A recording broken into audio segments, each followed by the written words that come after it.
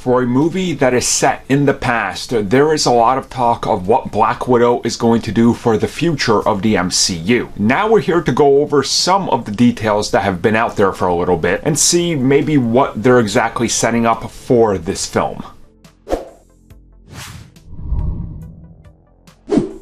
So Black Widow, most of you know by now, is of course a prequel to Avengers Infinity War and Avengers Endgame, and a sequel to Captain America Civil War. Takes place during that time period, tells us a standalone story from what we're led to believe. Now of course there's a lot of elements of this movie that don't exactly look like it's set during just that time period, like for example Thunderbolt Ross being de-aged, looking much younger, different versions of Taskmaster. So who knows how they're gonna roll everything together and even involve everything that connects to everything that has to do with Natasha, such as the Red Room and giving us flashbacks based on her origin, which we briefly saw in Avengers Age of Ultron.